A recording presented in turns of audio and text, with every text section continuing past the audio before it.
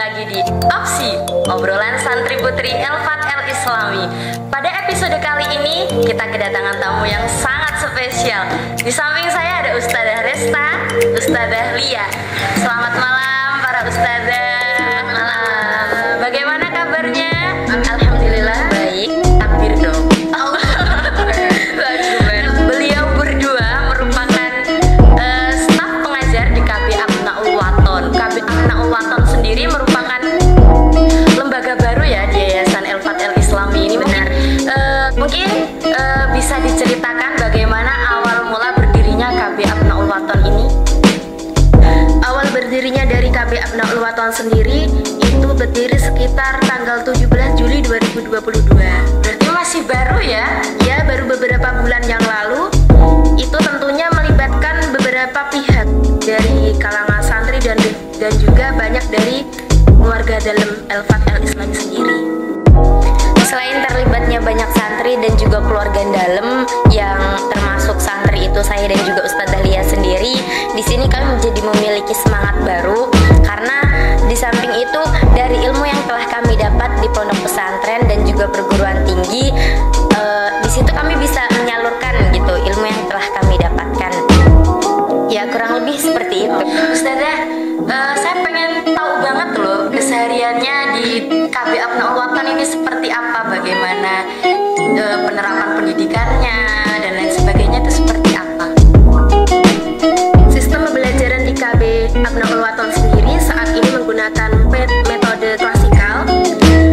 Dengan metode klasikal tersebut, anak-anak mengikuti pembelajaran selama 1 hari itu dengan antusias. Pembelajaran itu yang dimulai dari jam setengah 8 pagi sampai jam 12 siang. Lama ya? Ya, setengah hari sendiri. Setengah hari. Dalam pembelajaran setengah hari sendiri itu, mereka diberikan pembelajaran berupa hafalan beberapa hadis, surat pendek, dan juga praktek keagamaan lainnya, seperti ada sholat duha dan sholat duhur.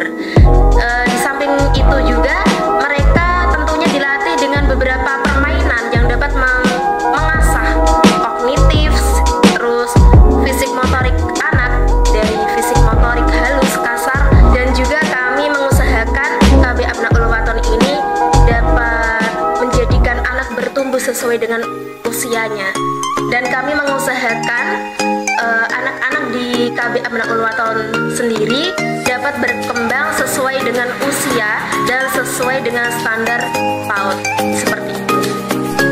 Nah, luar biasa sekali. Emang rata-rata murid di KB Abnaul Waton ini rata-rata usianya berapa ya Ustazah? Jadi usia di KB Abnaul Waton siswanya itu mulai dari 2,5 tahun sampai 5 tahun, yang mana 2,5 tahun sampai 3,5 tahun itu usia PAUD, dan 3,5 tahun sampai usia 5 tahun itu masuk usia TK.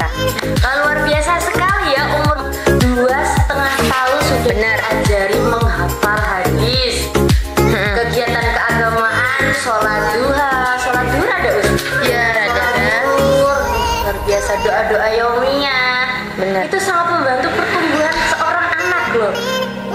Ya, soalnya pada usia tersebut, di mana usia golden egg yaitu usia 0 sampai 3 tahun tentunya, itu adalah masa keemasan untuk anak usia dini. Masa itu diibaratkan seperti sebuah spons, di mana ketika spons itu kering, ketika diisi dengan air maka akan cepat untuk meresap. Ya, dengan spons itu diibaratkan dengan otak anak pada usia 0 sampai 3 tahun, usia golden egg tersebut, anak itu cepat untuk merangsang sesuatu yang diberikan kepada anak tersebut. Jadi dari kami dari pihak KB Abnaul Waton untuk memberikan semaksimal mungkin untuk perkembangan otak anak pada usia tersebut. Mencoba mewujudkan deh. Ya deh. Soalnya kan kalau anak kecilnya baik kan, insya Allah gedenya kan terbiasa melakukan kebaikan. Benar. Karena di umur 2,5 tahun sampai umur 5 5 tahun itu kan dia juga belum bisa mengendalikan emosional. Nah, jadi di situ juga kami coba membantu mengenali emosional anak, baik itu dari segi dia ceria, bahagia, sedih dan sebagainya. Penting ya mengenali emosional. Benar. Sangat penting itu untuk anak itu sendiri. Ustazah, ini dengar-dengar sampean-sampean ini itu ya, di perguruan tinggi ini kan semester akhir, ya kan? Itu sibuk sekali loh, mengajar di KB, kuliah semester akhir kan menyusun skripsi, menghafal nagem kalau di pondok kan, kegiatan pondok padat. Bagaimana sih cara mengatur waktu biar semuanya bisa berjalan dengan lancar itu bagaimana? Dari saya pribadi untuk saya di semester akhir ini tentunya kan ada tes itu syarat akhir dalam perguruan tinggi yaitu skripsi. Ya, skripsi. Saya menggunakan waktu saat libur sekolah atau libur kegiatan mengaji di pesantren. Saya gunakan untuk menyusun skripsi saya. Dari sedikit demi sedikit saya usahakan untuk bimbingan kepada dosen saya, yang mana saya target saya adalah untuk bisa munakosah tepat. Amin. Ya, seperti ini. Karena memang perbedaannya itu cuman di yang sebelumnya semester 1, semester 6 sampai semester 6 itu kuliah pagi, tapi di semester akhir ini diganti TK seperti itu. Diganti jadwalnya jadi mengajar TK gitu. Jadwal kuliah Benar. pagi kan biasanya buat kuliah, kalau sekarang dibuat di TK. Benar. Jadi emang pergantiannya cuman kurang lebih di itu sih gitu. Tapi keren loh Ustazah Lia ini. Kemarin kan Harlah di Elfat kan kemarin yang ke-11 ya. Ustazah ini dengar-dengar mondok di Elfat udah 10 tahun. Benar. Berarti pondok usia 1 tahun Ustazah udah mulai Ada di pondok mulai ada di ini. pondok pesantren ini ya. Iya benar. Awal mondok di sini umur berapa? Pertama saya mondok di Elfat El Islam ini, yaitu saat saya mulai MTS, yaitu dari MI, saya langsung memutuskan untuk berada di pesantren. Saya sekolah di MTS Darul Ulum. Setelah itu saya dilanjut dengan sekolah lagi di MA Darul Ulum. Kemudian saya melanjutkan ke jenjang selanjutnya yaitu di perguruan tinggi IAIN Kudus sampai sekarang. Kalau Ustazah Rista sendiri nih di sini mulai kapan Ustazah? Kalau saya sendiri mulai masuk semester 3. Baru ya Benar, semester 3 karena semester 3 itu kan sudah mulai pandemi Covid ya. Dan itu saya mulai masuk ke Pondok Pesantren Al-Fat Al-Islami sampai sekarang sudah semester 7. Benar.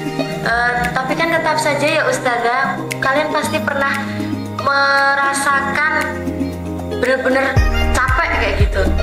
Maksudnya kayak di fase-fase ya kan kegiatan padat kayak gitu kan, 1 hari full. Kalian pernah. Nah, ketika kalian merasa seperti itu, apa sih yang dilakukan oleh kalian itu? Punya motivasi tersendiri atau bagaimana kayak gitu? Oh, berarti maksudnya di sini refreshing kami Ya, gitu ya, dari gitu. segala kegiatan gitu. Ya. Kalau saya sendiri refreshingnya banyak sih ya. Yang pertama kayak dengerin musik itu nggak telat, ya nggak sih? Karena emang dengan kita mendengarkan lagu itu tuh bisa merefresh otak kita.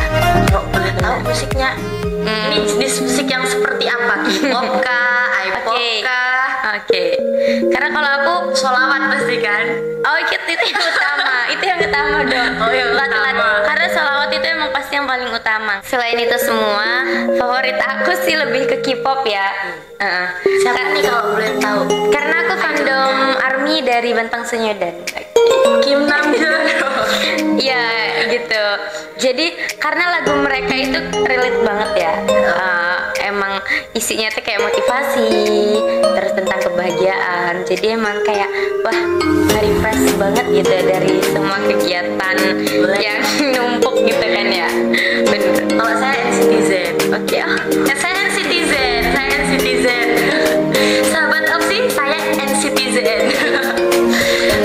Emang kadang ya nggak apa-apa ya kita kadang denger lagu yang ya nggak itu aja. Benar. Dari K-pop, K-pop, sholawat, pasti kan itu boleh. Kalau Ustazah Lia sendiri nih, bagaimana mengisi waktu-waktu refreshnya itu? Kalau dibilang dari pertanyaan panjenengan tadi yang dibilang capek, Ya capek. ya saya sebenarnya kalau bertemu anak kecil